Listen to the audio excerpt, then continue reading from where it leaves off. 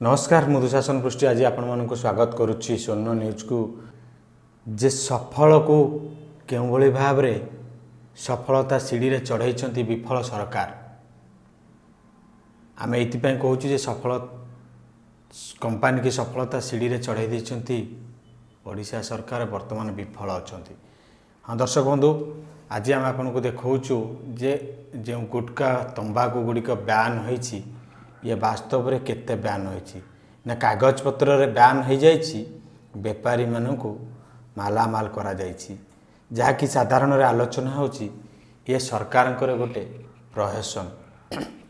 आम ये कहूँ प्रहसन देखो आज्ञा प्रत्येक दुकान रे वर्तमान गुटखा जर्दा गुड़िक 2 गुणा बढ़ी जाइए रेट। जो सफल गुड़िक बिक्री होता 5 टंका वर्तमान 15 टंका। यह हूँ सफल को सफलता सीढ़ी रे चढ़ाई ओडिशा सरकार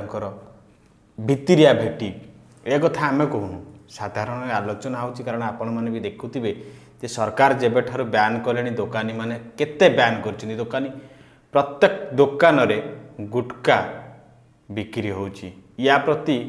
पदक्षेप नहीं पारुना से लोकों सरकार मोहन सरकार कारण एइतिपाई जे ये कुआडे सरकार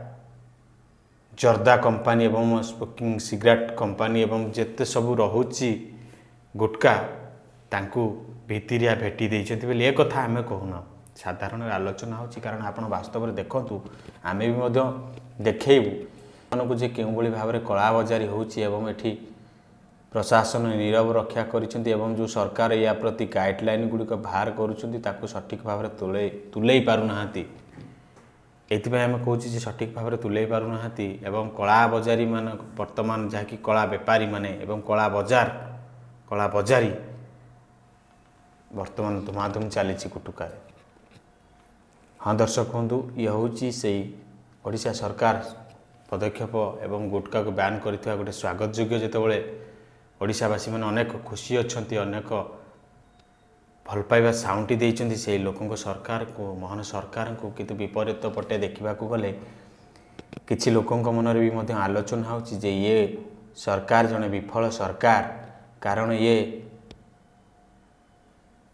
गुटखा जर्दा दुकानी की सफलता सीढ़ी रे चढ़ाई देइचंती एवं ओडिशावासी मानू लुटुचंती लुटिबारे चरम सीमा पलटिंट ये नूतन सरकार बोली जहाँकि एक कथा